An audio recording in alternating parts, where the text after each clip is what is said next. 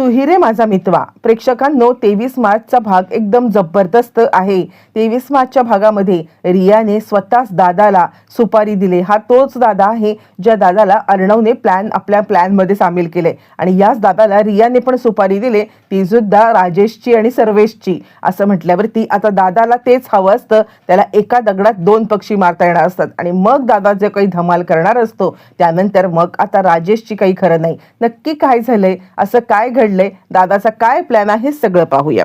23 मार्चच्या भागामध्ये घरामध्ये राजेश शिर्केंच्या आता गुढीची उभारणं चालू असते आणि आता गुढीची उभारणं चालू असताना मामा फुलं वगैरे आणतात. तितक्यात वल्लरी येते आणि वल्लरी खूपच चिडलेली आहे. काय चाललंय काय, म्हणजे आज ह्या घरामध्ये पाडवा आहे आणि पाडवा असला तरी तुमचा लाडका लेक कुठे आहे, गेलाय त्या आता नम्रताच्या घरी तिच्या क्लाउड किचन सांभाळायला. यावरती मामा म्हणतात, अगं तिचा होणारा नवरा आहे तो, आणि जर का आपल्या घरची काही जबाबदाऱ्या म्हणजे तिच्या घरच्या काही जबाबदाऱ्या त्यांनी घेतल्या तर काय हरकत आहे, असं म्हणत आता इकडे तो वल्लरीला विरोध करत असताना वल्लरी चिडते. आणि बाप आणि लेक हे दोघं पण एकाच माळेचे मणी आहेत.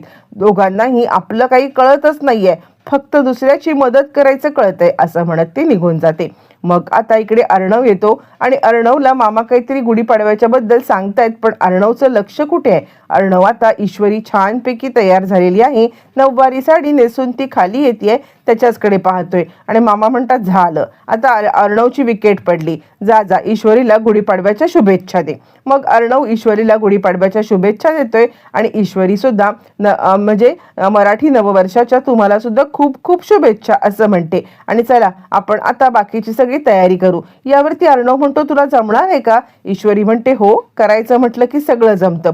मग आता फुलांच्या माळा लावणं, डेकोरेशन करणं हे सगळं ईश्वरीला नऊवारी साडी नेसून खुर्चीवरती उभं राहून करायचं आहे, पण तिला ते काही जमत नाहीये. खुर्चीवरती उभी राहिली तर वरती हात पोचत नाहीये आणि आता खाली राहिली तर तोपर्यंत माळा लावता येत नाहीत. अर्णव म्हणतो, हो बाजूला, खाली उतर, मी सगळं करतो. मग अर्णव तिला खाली उतरवतो आणि स्वतः आता सगळ्या माळा लावतो. ती त्याला इन्स्ट्रक्शन देत असते कसं लावायचं, काय लावायचं, आणि त्याचं लक्ष मात्र तिच्याकडे जातं.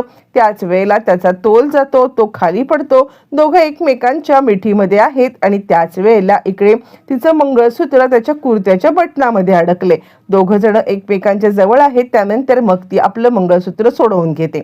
अर्णव उठतो आणि राहिलेलं डेकोरेशन पुन्हा एकदा करून टाकतो. ईश्वरी मात्र त्याच विचारामध्ये हरवलेली आहे आणि आता ती चेअर उचलून बाजूला ठेवत असताना तिकडे आलेला आहे राजेश आणि तो सांगतो, माझी इंदोरी जिलबी, म्हणजे आता जितकी तिखट तितकीच गोड. आणि आता काय ग, 27-28 तास शिल्लक आहेत, काय माझं भांडं फोडणार आहेस तू, असं म्हणत तो तिच्याशी जवळीक करण्याचा प्रयत्न केल्यावरती चिडलेली ईश्वरी तिकडे असलेला गुढीचाच बांबू घेते आणि जर माझ्या जवळ यायचा प्रयत्न केलास ना तर याच बांबूने डोकं फोडेन, तुला माहीत नाहीये, असं म्हणत त्याला आता चांगलीच रागवते. तो म्हणतो, अच्छा घाबरलो ना मी, म्हणजे आता इतकं हे करायची काही गरज नाहीये.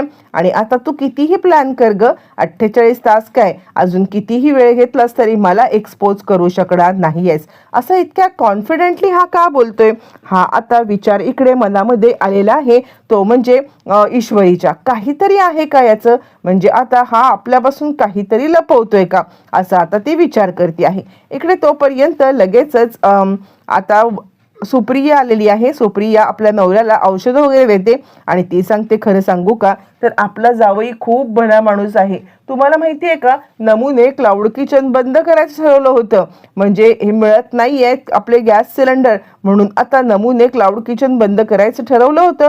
पण त्याच वेळेला जावई बापूंनी तिला इंडक्शन आणून दिलं. इतकंच नाही आहे तर आता जास्तीत जास्त जे पदार्थ म्हणजे शिजवायला लागत नाहीत तसे पदार्थ ठेवायला सांगितले आहेत. आईस्क्रीम, लस्सी, आता उन्हाळ्यामुळे ह्या सगळ्याचा खप वाढलाय. इतका जावई गुणी आहे ना, म्हणजे आता प्रत्येक अडचणीवरती कसा मात करायचा हे सगळं आता त्याच्याकडून आपण शिकावं, असं म्हटल्यावरती आता इकडे बाबा म्हणायला लागतात, खरंच आपला जावई खूपच गुणी आहे.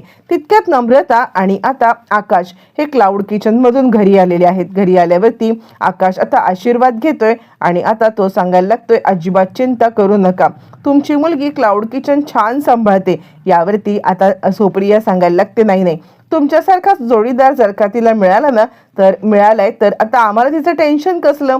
खरं सांगायचं तर आम्हाला काहीही टेन्शन नाहीये आता. असं म्हणत असताना इकडे आता नम्रता सुद्धा लाजते. त्यावरती सुप्रिया म्हणते, बघितलं नवऱ्याचं कौतुक केलं तर आता किती छान वाटते बाईसाहेबांना. असं म्हणत थट्टा मस्करी चाललेली आहे. आणि त्यानंतर बाबा म्हणतात, चला जावे बापू तुमच्या हातून गुढी उभारून घेऊया. असं म्हणत मग आता आकाशला गुढी उभारण्याचा मान दिला जातो. इकडे तोपर्यंत आजी मामा सगळे बाहेर आलेत आणि अर्णव गुढीची तयारी करतो. गुढी सजवतोय. गुढीला छानपैकी फुलांनी त्याने सजवलेलं आहे. आणि तितक्यात मामा आलाय आणि तो म्हणतो, बघितलंस का आई काय चाललंय ते अर्णवचं. म्हणजे आता अर्णव इकडे काम तर करतोय पण अर्णवचं लक्ष कुठे आहे. बघितलंस अर्णवचं लक्ष फक्त आणि फक्त तिकडे नाही, म्हणजे बायकोकडे नाही म्हणते मी, रांगोळीकडे आहे. काय रे अर्णव रांगोळीच बघतोयस ना तू. असं म्हणत तो आता मामा चिडवायला लागतो. इकडे अर्णव म्हणतो, मामा तुझं पण काहीही, मी गुढी उभारतोय ना. यावरती तो म्हणतो, दिसलं ना तुझं गुढीकडे किती लक्ष आहे आणि तुझं रांगोळीकडे किती लक्ष आहे. ईश्वरीकडे मामा पाहतो. ईश्वरी लाजते. त्यानंतर आजी म्हणायला लागते, काय ग झाली का सगळी तयारी. असं म्हटल्यावरती मग आता ती सांगते, हो आजी सगळी तयारी झाली. त्यावरती आजी म्हणते, तुमचा हा पहिला गुढीपाडवा आहे ना, तुमच्या दोघांच्या हस्तेच ही गुढी उभारायची आहे. चला चला गुढी उभारण्याची तयारी करा. असं म्हटल्यावरती इकडे आता अंजली आणि दोघं जण, अंजली आणि राजेश हे दोघं जण बोलत आहेत. त्यावेळेला अंजली राजेशला सांगते, हे बघा काहीही झालं ना तरी सुद्धा बाहेर आता म्हणजे मी जसं म्हणेन ना तसंच होईल. तुम्हाला जर का तुमचा मान मिळाला नाही ना तर मात्र मी या घरामध्ये थांबणार नाहीये. जे काही आहे तो तुमचा मान तुम्हाला मिळालाच पाहिजे. यावरती मग आता राजेश म्हणतो, हे बघ तू इतकं काही चिंता करायची गरज नाहीये. काहीही झालं ना तरी सुद्धा उगाचच बाहेर तमाशा नको. ती म्हणते, नाही हा जर का तुमचा मान तुम्हाला कोणी दिला नाही ना तर मात्र मी इकडेच अजिबात एक क्षण थांबणार नाहीये. काहीही झालं तरी तुमचा मान तुम्हाला मिळायलाच पाहिजे. नाहीतर ही गुढी मी उभारायला थांबणार नाही. आता राजेशला हेच हवंय पण तो उगाच आपलं नाटक करत बसलेला आहे. आजी म्हणते, चला तुम्ही दोघांनी गुढी उभारून घ्या बरं. त्यावरती मग आता अर्णव आणि ईश्वरी गुढीची उभारणा करण्यासाठी तिकडे आता येतात. त्याच वेळेला नेमकी अंजली आले आणि थांब असं होणार नाहीये. ह्या घरातले कुटुंब प्रमुख माझा नवरा आहे आणि जर का कुटुंब प्रमुखाच्या हस्ते आता गुढी उभारायला पाहिजे तर माझ्याच नवऱ्याच्या हस्ते गुढी उभारली गेली पाहिजे. त्यावरती आजी म्हणते, अगं असं काय करतेस, जावई बापू आहेत ते. अगं या घरचा मुलगा आणि या घरची सून यांचा पहिला गुढीपाडवा आहे ना. मग आता जर यांचा पहिला गुढीपाडवा आहे तर यांच्याच हस्ते गुढी उभारली गेली पाहिजे. असं म्हटल्यावरती आता मात्र ती चांगली चिडलेली आहे. ते काही नाहीये, हे कुटुंब प्रमुख आहेत आणि यांनीच गुढी उभारली पाहिजे, नाहीतर ही गुढी उभारली जाणार नाहीये. असं म्हणत अंजली आता मात्र हट्टाला पेटलेली आहे. नंतर मग आता इकडे राजेश सांगायला लागतो, अगं कशासाठी हे सगळं करतेस. यावरती मग आता लगेचच ईश्वरी सांगते, काहीच हरकत नाहीये. काहीही झालं तरी सुद्धा म्हणजे त्यांनी गुढी उभारली काय, आम्ही गुढी उभारली काय, काही हरकत नाही काय अर्णव सर. अर्णव म्हणतो, हो काहीच हरकत नाहीये, तुम्ही गुढी उभारा. असं म्हटल्यावरती मग आता लगेचच तो सांगायला लागतोय की म्हणजे राकेश आता या सगळ्यामध्ये काहीतरी एक चांगुलपणा घेण्यासाठी म्हणा किंवा आता नाटक करण्यासाठी म्हणा ते सांगायला लागतोय, काहीच हरकत नाहीये. हे बघा कुणीही गुढी उभारली तरी सुद्धा चालणार आहे, मला काही मानापानाचं नाहीये.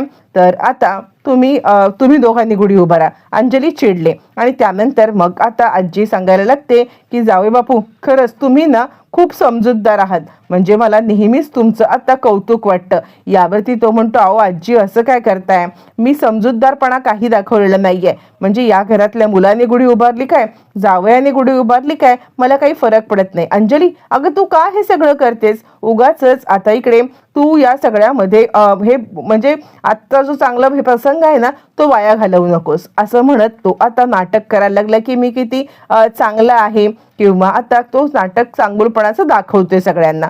त्यावरती मग आता इकडे ईश्वरी सांगते, नाही म्हणजे असं काही नाहीये, तुम्ही गुढी उभारलीत तरी चालणार आहे. हे सगळं म्हणत असताना आजी म्हणते, जावे बापू खरंच तुम्ही खूप मोठा प्रॉब्लेम सॉल्व्ह केलात. अर्णव म्हणजे तू घे तू गुढी उभारून घे असं म्हटल्यावरती आता इकडे फायनली अर्णवच्या हातून इकडे गुढी उभारलेली आहे आणि त्यानंतर अंजली खूपच चिडलेली आहे. ती विचार करते, आत्ता तर मी ह्यांना सांगितलं होतं ना की काही झालं तरी तुमचा मान तुम्हाला मिळायला पाहिजे, तरी सुद्धा हे माझं काही ऐकत नाहीयेत आणि आता स्वतःच खरं करतायत असा ती विचार करते. बरं, हे सगळं चालू असताना मग अर्णव आणि ईश्वरी हे दोघं जण छानपैकी गुढीची पूजा करतायत. ईश्वरी आता खांद्यावरून पदर घेण्याचा प्रयत्न करते आहे, पण त्याच वेळेला तिचा पदर काही खांद्यावरती येत नाहीये. मग आता अर्णव तो पदर तिच्या खांद्यावरती घेऊन देतो आणि तोपर्यंत हातामध्ये आरतीचं ताट घेतो आणि त्यानंतर मग आता दोघं जण मिळून छानपैकी इकडे औक्षण करायला लागलेले आहेत. तोपर्यंत इकडे आता ईश्वरीच्या माहेरची सुद्धा आता गुढी उभारण्यात आलेली आहे.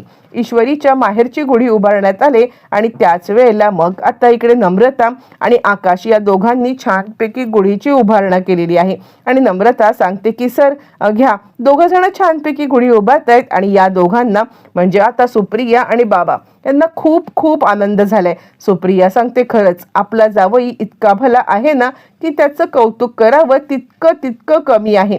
खरंच मला आपल्या जावयाचं खूपच कौतुक वाटतंय असं म्हणत मग आता दोघं जण छानपैकी गुढीची पूजा करतायत आणि प्रार्थना सुद्धा करतायत. त्यानंतर मग आता इकडे लगेचच जायला निघालेला आहे आकाश. त्यावरती सुप्रिया म्हणते, जावई बापू अहो जेवण तयार आहे, अचानकपणे असं कशाला आताय, तुम्ही जेवून जा बरं असं म्हणत ती आता जेवणासाठी त्याला थांबवती आहे. बरं, हे सगळं चालू असताना इकडे आता राजेश शिर्केंच्या घरी सुद्धा नैवेद्य दाखवला जातोय आणि ईश्वरी छानपैकी नैवेद्य दाखवते. इकडे तोपर्यंत ईश्वरी नैवेद्य दाखवत असताना राजेश आता चांगलाच मुद्दामच अर्णवला रागावलाय आणि अर्णवला सांगतोय, काय रे चिंटू, माझं मोटिव्ह फार मोठं आहे रे, म्हणजे आता हे असं गुढी बिडी उभारणं हे काही माझं मोटिव्ह नाहीये, माझं मोटिव्ह खूप मोठं आहे. आणि काय आता म्हणे तुम्ही मला पकडणार 27 तासामध्ये, काही उपयोग नाहीये, तुम्ही मला पकडूच शकत नाहीयेत असं म्हणत तो आता मुद्दामच त्याला चॅलेंज देतोय. पण आता त्याला माहित नाहीये की आपण ज्याला चॅलेंज देतोय त्यांनी आपल्या विरोधात किती मोठा डाव रचलेला आहे आणि या जाळ्यामध्ये आपण आता अडकणार आहोत. त्यानंतर मग आता चिडलेली अंजली इकडे आता लगेचच सांगायला लागते की का तुम्ही का असं केलं, मी तुम्हाला म्हटलं होतं ना की तुम्ही गुढी उभारा, मग तुम्ही का नाही गुढी उभारलीत. यावरती तो म्हणतो, अंजली जाऊ दे ग, आपलं मोटिव्ह वेगळं आहे, कशाला यांच्या मागे लागायचं असं म्हणत दोघांची पूजा चालू आहे.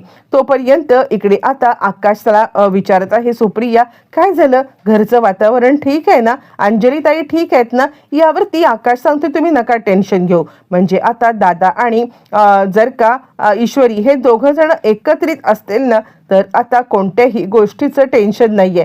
ते दोघं जण एकत्रितपणे आता सगळी सिच्युएशन व्यवस्थित हँडल करतात, त्यामुळे आम्हाला काही टेन्शन नाहीये. ईश्वरी आणि दादा सगळं हँडल करेल आणि तुम्ही पण टेन्शन घेऊ नका असं म्हणत इकडे आता ईश्वरीबद्दलचा हा कॉन्फिडन्स बघून सुप्रिया आणि आता बाबा यांना खूप छान वाटतं. हे सगळं चालू असताना तोपर्यंत मग आता इकडे अंजली चिडलेली आहे आणि अंजलीला राजेशचं वागणं काही पटलेलं नाहीये.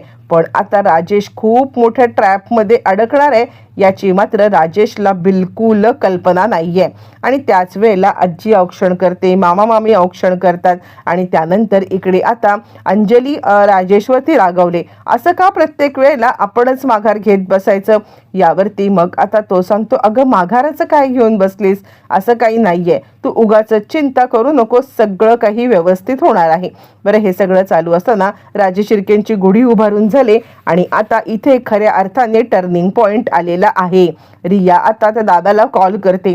दादाला कॉल करून रिया आता सांगायला लागते की मला एका माणसाची तुम्हाला सुपारी द्यायची आहे, पण त्याच वेळेला तो सांगतो, तू अजिबात चिंता करू नकोस, त्या माणसाची सुपारी ऑलरेडी मिळाले आणि त्या माणसाला असा काही संपवेन ना, तू चिंताच करू नको. रियाने आता इकडे राजेशची सुपारी दिल्यावरती दादा लगेचच अर्णवकडे आलाय, त्याला सगळा प्लॅन सांगतो आणि आज राजेशकडे एक पार्सल पोचेल. ते पार्सल पोचल्यावरती राजेश आता कुठचाच राहणार नाही असं म्हणत दादाने एक प्लॅन केलेला आहे. आता दादाचा प्लॅन काय आहे, अर्णवच्या हातामध्ये राजेशच्या हातात पार्सल कसलं आहे, हे पार्सल पोचल्यावरती आता मात्र रिया कशा प्रकारे त्याला एक्सपोज करणार आहे या आणि अनेक प्रश्नांची उत्तरं येणाऱ्या भागामध्ये आपल्याला मिळणार आहेत.